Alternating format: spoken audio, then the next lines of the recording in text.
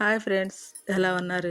ఈరోజు చికెన్ బిర్యానీ చేస్తున్నాను. చూడండి, ఈ చికెను పెద్ద బాయిలర్ చికెన్ కాబట్టి కొద్దిగా ఉప్పు పసుపు వేసి మనం కాసేపు ఉడకపెట్టుకోవాలి. అది ఉప్పు పసుపు వేసి ఉప్పు అవసరం లేదు, పసుపు కారం వేసుకోండి. అది అలా ఉడుకుతూ ఉంటుంది. స్టవ్ మీద పెట్టుకోండి. బాగా శుభ్రంగా కడిగి చికెన్ మనం అది ఉప్పు కారం కలిపేసుకొని స్టవ్ మీద పెట్టుకోవాలి. ఎందుకంటే ఆ కూరలో ఉన్న నీరు అన్నీ బయటకు వస్తాయి. వేస్ట్ నూనె అంతా బయటకు వచ్చేస్తుంది ఉడకబెట్టుకుంటే. ఈ పెద్ద బాయిలర్కి ఇలా చేసుకొని వండుకోవాలి ఎప్పుడైనా. ఇప్పుడు ఈ బిర్యానీలోకి ఇది రెడీ చేస్తున్నాను. ఉడకబెట్టుకోవాలి. ఒక పావు గంట ఉడికితే ఆ నీరు అనేది బయటకు వచ్చేస్తుంది. చూపిస్తా ఫ్రెండ్స్. ఒక 5 నిమిషాలు మూత పెట్టుకుందాం. చూసారా ఎలా ఉడుకుతుందో? అందులోంచి నీరంతా బయటకు వచ్చేస్తుంది. మనం వేసేటప్పుడు పచ్చిది ఎలా ఉప్పు కారం కలిపి పెట్టాము. అందులో ఎంత నూనె నీరు అవన్నీ బయటికి సపరేట్గా వచ్చేస్తాయి అలా ఉడకబెట్టుకుంటే. పెద్ద బాయిలర్కు కోడికి ఇంజక్షన్లు అవి చేస్తారు కాబట్టి దాని మూలాన మనం అవి ఉడకబెట్టుకోవాలి. ఇలాంటి గసగసాలు చెక్క లవంగా రెడీ చేసుకున్నాం. అల్లం వెల్లుల్లిపాయలు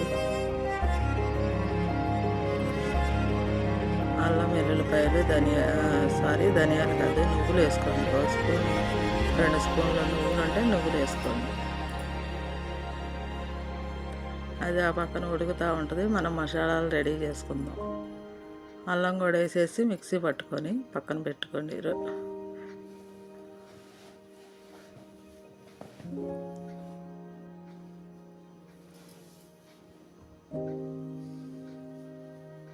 కొద్దిగా వాటర్ పోసుకొని మిక్సీ పట్టుకోండి. మెత్తగా పేస్ట్ లాగా రెడీ అయిపోద్ది మనకి ఈ మసాలా.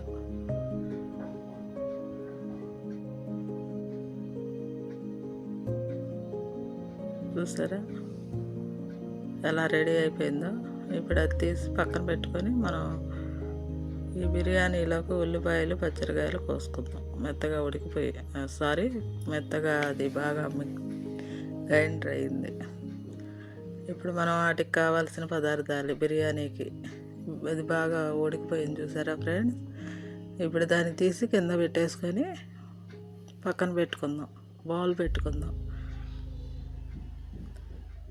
నేను 2 గ్లాసులు బాస్మతి రైస్తో చేస్తున్నాను ఈ బిర్యానీ. చూడండి ఫ్రెండ్స్, బియ్యం కడుక్కొని పక్కన పెట్టుకున్నాను.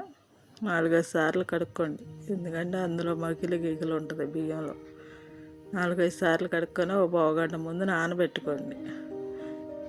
అలా నానబెట్టుకొని పక్కన పెట్టుకున్నాను నేను. ఇలా ఒక గిన్నె పెట్టుకొని స్టవ్ మీద 2 గిన్నెలన్నర నూనె పోసుకోండి. అందులో బిర్యానీ ఆకు, దాల్చిన చెక్క, లవంగాయలు వేసుకొని అవి దోరగా వేగిన తర్వాత ఉల్లిపాయ పచ్చడిగా వేసుకుందాం.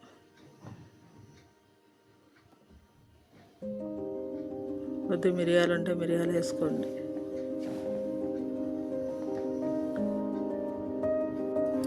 అయితే 2 మిరియాలు ఉన్నా వేసుకోండి. జీలకర్ర కొద్దిగా ఒక స్పూన్ ఏమో సోపు కూడా వేసుకోండి. ఒక స్పూన్ జీలకర్ర వేసుకొని అవి ఇలా చిటాపటాలు ఆడిన తర్వాత సోపు ఉంటే సోపు వేసేసుకోండి. ఒక 1/2 స్పూన్ వేసుకోండి.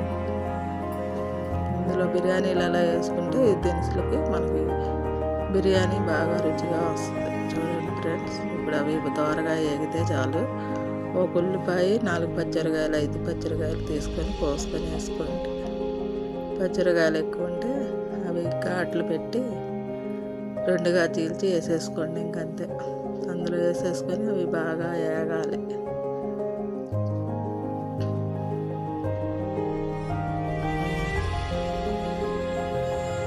చూసారా అవి వేగిపోయినాయి. మనం ఉల్లిపాయ పచ్చిమిరకాయ కోసి పక్కన పెట్టుకున్నాయి వేసేసుకోవాలి.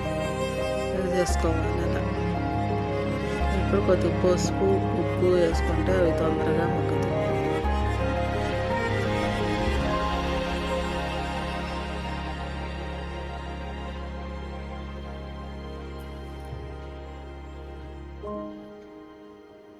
కొద్దిగా వేసుకోండి లైట్గా, ఎక్కువ అవసరంలా. ఈ బిర్యానీలోకి లైట్గా ఉండాలి. ఒక అర స్పూను పసుపు వేసుకోండి. ఉప్పు సరిపడా వేసుకొని కొద్దిగా, అందుకే చాలా పోతే తర్వాత ఎసట్లో వేసుకోవచ్చు ఉప్పు. అలా వేసుకొని తిప్పేసుకోండి. అవి బాగా మగ్గిన తర్వాత బ్రౌన్ కలర్ వచ్చేదాకా మనం అవి కొద్దిగా ఏగనివ్వాలి. ఉల్లిపాయ పచ్చడిగా అనేది లైట్గా వస్తే చాలు, బాగా దోరగా ఏగ అవసరంలా. అలా లైట్గా వచ్చిన తర్వాత 5 నిమిషాలు అవి వేగిన తర్వాత మనం చికెన్ ఉడకబెట్టుకొని పక్కన పెట్టాను కదా, ఆ చికెన్ ముక్కలు ఇందులో వేసేసుకోవటమే బిర్యానీలో. అవి కూడా ముందు మసాలాలు వేసుకుందాం. నేను నూరి పక్కన పెట్టుకున్న మసాలాలు ఇట్లా వేసుకోవటమే ఉల్లిపాయ మగ్గిన తర్వాత. ముందే అలా చికెన్ ముక్కలు వేసేసుకోండి. అలా నేను ఒక అర కేజీ కూరకు తీసుకున్నాను. కొద్దిగా చికెన్లో వేసుకున్నాను చూడండి ఫ్రెండ్స్. అలా వేగిన తర్వాత అవి బాగా కొద్దిగా వేగిన తర్వాత మనం మసాలా పట్టింది మిక్సీ జార్లో తీసేసుకోవటమే. నేను రెండిటికి మిక్సీ పట్టుకున్నాను.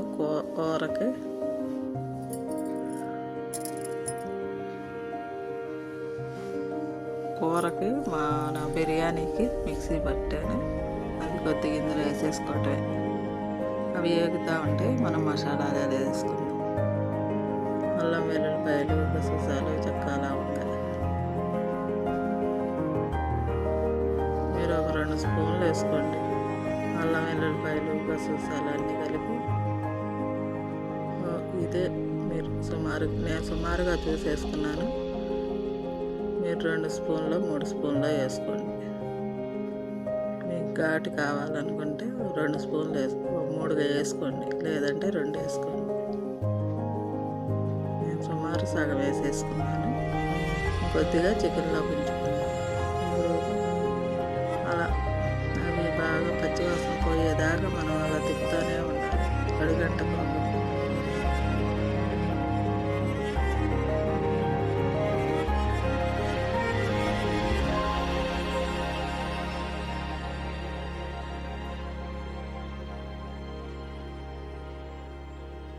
గరం మసాలా కూడా వేసేసుకోండి, 1 స్పూనున్నర. నేను ఇంట్లో పెట్టిన గరం మసాలా ఉంది కాబట్టి అది వేసుకుంటున్నా ఫ్రెండ్స్. అది కూడా వేసేసి తిప్పేసుకోండి. బాగా పచ్చివాసన అంతా పోయిన తర్వాత మనకు కమ్మటి వాసన వస్తుంది, మంచి వాసన వస్తుంది. ఈ స్మెల్ కూర వండుతుంటే మనకి బిర్యానీలోకి మంచి వాసన వస్తుంది.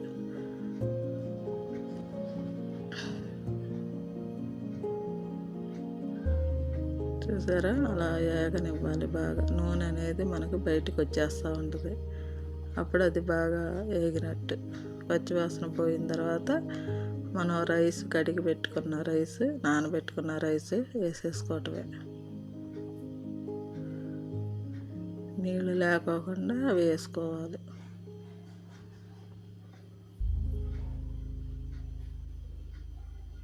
ఈ బియ్యం మట్టికి ఒక అరగంట ముందు నానబెట్టుకోండి. అన్నం పొడి లాగా రైస్ బాగా వస్తుంది, బాస్మతి రైస్. ఈరోజు బాస్మతి రైస్తో చేస్తున్నాను. పొడిగా చేసుకుంటే ఈ రైస్ బాగుంటుంది, రుచిగా ఉంటుంది. ఇది ఎక్కువ కష్టపడే అవసరంలా, మనం ఈజీగా చేసుకునే వంటలే చూపిస్తున్నాం మీకు ఫ్రెండ్స్. మామూలుగా మామూలు బియ్యంతో ఎలా చేస్తారో దీంట్లో కూడా అలా చేసేసుకొని, కాకపోతే వాటర్ అది మనం చూసి వేసుకోవాలి. అందులో గ్లాసుకి 2 పోస్తారు, ఇందులో ఒక గ్లాసుకి బియ్యానికి 1.5 పోస్తారు. 2 గ్లాసులు కాబట్టి 3 గ్లాసులు పోసుకోవాలి.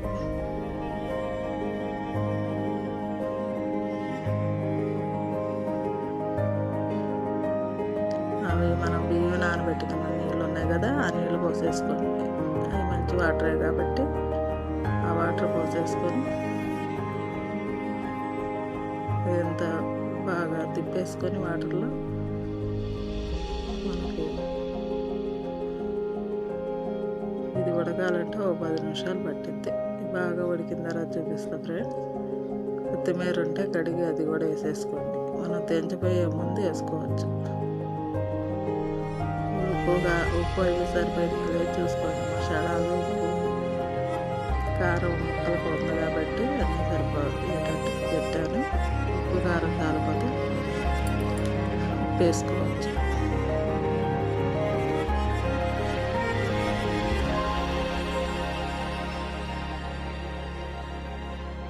ఇప్పుడు ఒక 10 నిమిషాలు మూత పెట్టుకొని అలా వదిలేసేస్తే అదే ఉడుకుతూ ఉంటుంది. మనం బద్దాగా అవసరం లేదు. ఒకసారి చూసుకొని మనకి ఎసరు అనేది సరిపోయిందో లేదో చూసుకొని రైస్ ఎలా ఉడుకుతుందో చూసుకోవాలి. ఒకసారి చూసుకొని ఇంకా అలా మూత పెట్టేసుకోవాలి.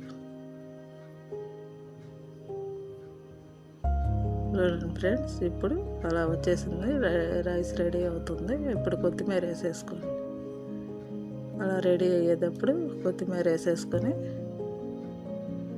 ఇది మనకి మసాలా వేసేసుకోండి. పైన కొద్దిగా మళ్ళీ జల్లుకోండి. మసాలా జల్లుకుంటే మనకి మంచి స్మెల్ అనేది బాగా రుచిగా వస్తుంటుంది. తినేటప్పుడు స్మెల్ వస్తుంది, రుచి వస్తుంది. చూసారా ఫ్రెండ్స్, అలా వచ్చేసింది. ఇంకా మగ్గాలి కొద్దిగా, ఒక 5 నిమిషాలు మగ్గితే స్టవ్ ఆపేసుకుందాం. ఇప్పుడు చూసారా పొడి పొడిలాడుతా రైస్ ఎలా వస్తుందో. మన గంటితో ఇంకొక 5 నిమిషాలు మగ్గితే మనకు రైస్ రెడీ అయిపోయినట్టే. పొడి పొడిలాడుతా రైస్ రెడీ అయిపోయింది ఫ్రెండ్స్. ఇంకొక 5 నిమిషాల నుంచి కట్టేసుకుందాం. చూసారా, గిన్నెలో పెట్టి చూపిస్తున్నాను మీకు. రైస్ పొడి పొడిలాడుతా రెడీగా అయిపోయింది. మీరు చూడండి ఫ్రెండ్స్, మీరు కూడా చూసి నేను ఎలా చేశానో లైక్ చేయండి, షేర్ చేయండి, సబ్స్క్రైబ్ చేయండి.